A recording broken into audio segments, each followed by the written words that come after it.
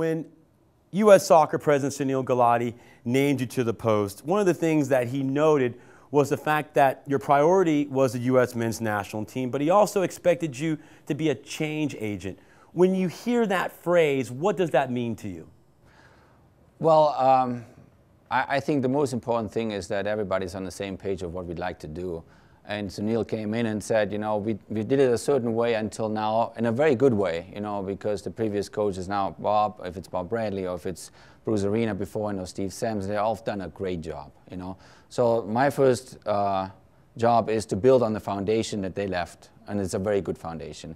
So everybody involved in the game in this country, and obviously all the coaches now listening to that talk here, they played their part in that, you know, because the game was just developing better and better. And if you look back 15 years from now, I mean, it's just amazing. So it's a little fairy tale story that happened here in the United States. Now I get this opportunity to come on board at a time where, you know, there's a stable league, youth development is all over the place, you know, we're connecting the dots, as mentioned before.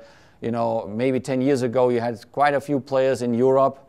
Some were starters, but not very many were starters. 10 years later now you have about 15 to 20 players. They're all starters in good name teams, you know, if it's the Premier League, the Bundesliga, Portugal, or Michael Bradley in Italy. Another big step, milestone was done. You know, it's the league itself here in MLS is getting more and more attraction by European people. They're scouting here, they're looking for players here.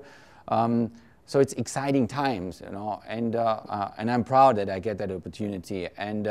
And I'll see now over the first kind of couple of months, you know, what things I really like, and maybe I see some opportunities where I say, well, if we do a change here, it might improve our program. If we do a little change there, but basically I take that foundation left, which is very good, and hopefully can elevate it now with a couple of new approaches, and that's what Sunil and U.S. Soccer are expecting from me.